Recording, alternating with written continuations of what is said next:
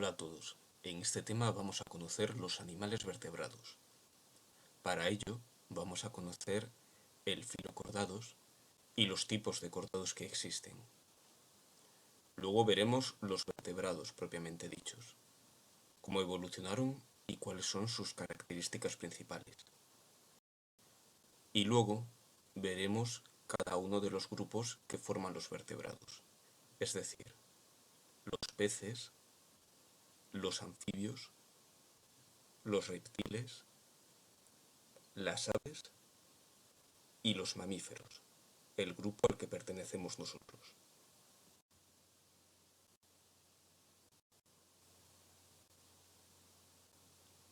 ¿Qué animales forman el filocordados? Son animales con simetría bilateral y que en un momento u otro de su vida tienen estas cuatro características. 1. Poseen notocorda, que es un tipo de varilla flexible que le da rigidez al animal y en la cual se anclan los músculos para que pueda moverse. 2. Tienen un cordón nervioso dorsal o tubo neural, que en nuestro caso evolucionará hacia la médula espinal. 3. Tienen hendiduras faríngeas, que comunican la faringe y el exterior, y que en los distintos grupos va a ir evolucionando hacia estructuras muy diferentes, como pueden ser oídos, branquias, etc. Y por último, presentan una cola postanal que en algunos cordados se puede perder o no.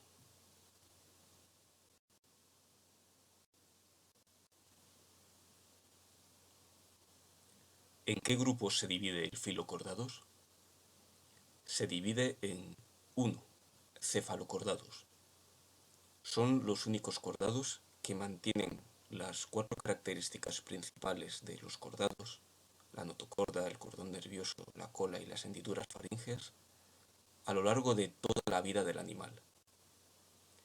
Se les llama anfioxos y viven enterrados en la arena de mares, sobre todo tropicales. En algunos sitios se los comen. 2. Urocordados. Tienen las características típicas de los cordados que ya habíamos mencionado cuando son larvas nadadoras que van desplazándose por el mar. Pero cuando se hacen adultos pierden estas características y se quedan unidos al sustrato del fondo del mar. Se llaman ascidias y cuando son adultas parecen por tanto esponjas, pero ojo, no son esponjas. Y por último, los vertebrados, el grupo al que, como decíamos, pertenecemos nosotros, que se suele clasificar en peces, anfibios, reptiles, aves y mamíferos. ¿Qué les ocurre a las estructuras típicas de los cordados en nuestro caso? Bueno, para empezar, la notocorda se transforma en la columna vertebral. El cordón nervioso se transforma en médula espinal y encéfalo, que es donde está el cerebro. La cola se mantiene en algunas especies, pero en otras no. Y las hendiduras faríngeas, como decíamos, se transforman en estructuras muy diferentes según los grupos. Branquias, oídos, glándulas, etc.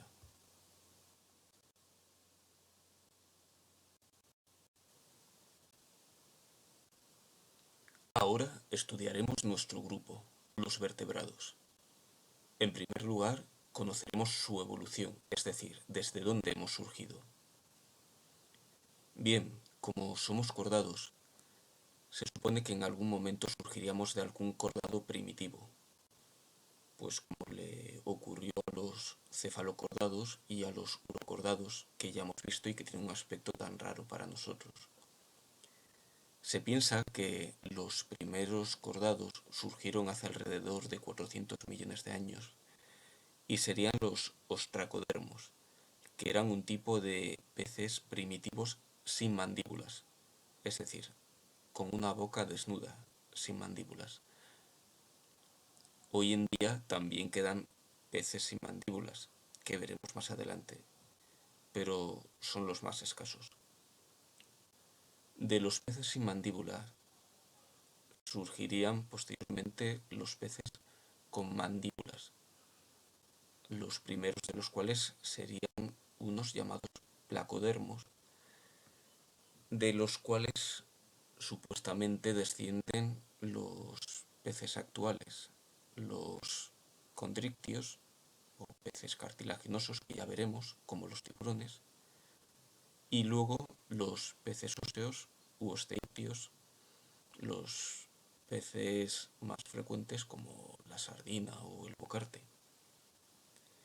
En algún momento, hace unos 350 millones de años, los peces lograron evolucionar a animales en parte terrestres como los anfibios, que tenían patas y podían caminar. No obstante, estos animales tenían que volver al agua a depositar sus huevos porque estos no tenían cáscara. Más adelante, hace unos 300 millones de años, sí hubo animales que eran capaces de poner sus huevos en tierra firme y por tanto colonizar definitivamente el medio terrestre. Estos huevos se llaman amnióticos, los veremos más adelante, y eran puestos por unos animales nuevos que se llamaban reptiles. Los reptiles, a lo largo del tiempo, consiguieron diversificarse muchísimo. Surgieron dinosaurios, otro tipo de animales marinos y de vida aérea, muy diversos, como decíamos. Y de ellos surgen también los mamíferos, a partir de un cierto tipo de reptiles, hace unos 240 millones de años. Primero más pequeñitos y luego, después de la extinción de los dinosaurios, ocupando un papel más importante en la superficie de la Tierra. Los reptiles, mientras tanto, siguen evolucionando y de ellos en algún momento surgieron las aves, que fueron los últimos vertebrados en aparecer.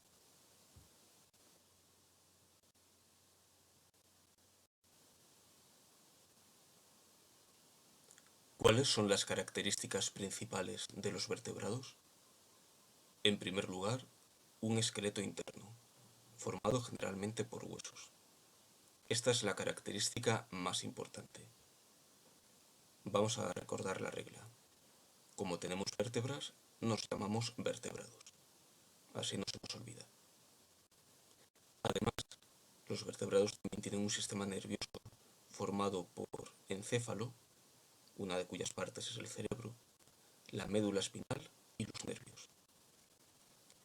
Y relacionado con esto, los vertebrados tienen unos órganos de los sentidos muy especializados según la vida del animal. Por ejemplo, ojos, oídos, en el caso de los peces la línea lateral, etc.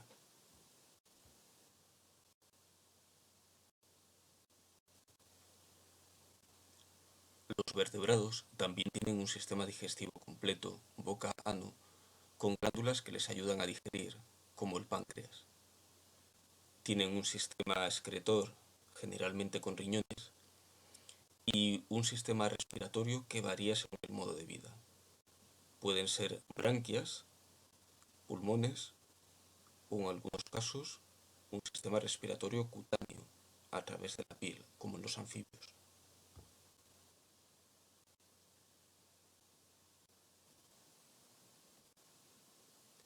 Además, los vertebrados también tienen un sistema circulatorio cerrado, es decir, en el que la sangre se reparte por el cuerpo mediante vasos sanguíneos y en el que suele haber un motor que impulsa la sangre, que es el corazón, y presentan los tres tipos que conocemos de reproducción sexual. Pueden ser vivíparos, ovíparos u ovovivíparos.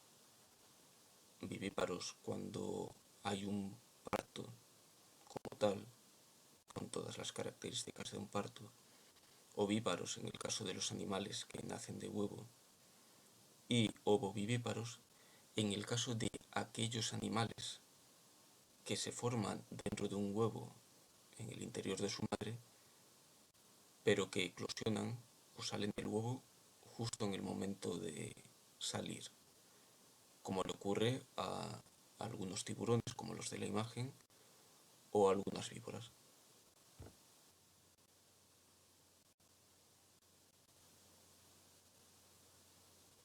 El primer grupo de vertebrados que vamos a estudiar será el que forman los distintos grupos de peces.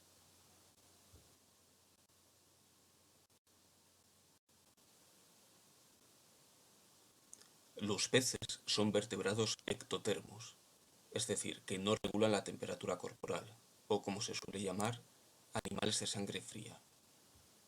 Son acuáticos y tienen la piel cubierta de escamas. Su adaptación al medio acuático hace que se desplacen con aletas, que respiren por branquias, lo que llamamos agallas, y que tengan línea lateral, que les permite sentir los movimientos cercanos. Por eso es tan difícil atrapar un pez con las manos incluso en agua turbia, aunque no te vea. Generalmente tienen fecundación externa y son ovíparos, pero esto puede depender mucho de las especies. Por último, hay tres clases principales de peces. Los peces sin mandíbulas, llamados agnatos, los descendientes de aquellos peces tan primitivos que hemos visto. Los peces de esqueleto cartilaginoso o condrictios, como el tiburón.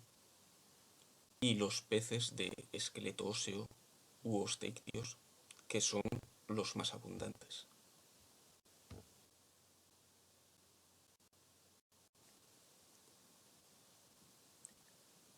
Las clases de peces que existen, como decíamos, son los peces sin mandíbulas o agnatos, que son los más primitivos porque no tienen mandíbulas. Entre ellos las lampreas, que en algunos sitios se comen. Luego están los peces con esqueleto cartilaginoso o condrictios. Su esqueleto es de cartílago e incluye a las rayas y a los tiburones. Y por último, el grupo más numeroso de peces son los peces con esqueleto óseo u osteictios, que tienen un esqueleto de hueso y suelen tener una vejiga natatoria que se infla y se desinfla que les ayuda a flotar.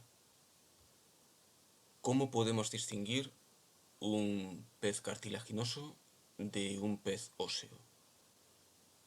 Pues muy fácil.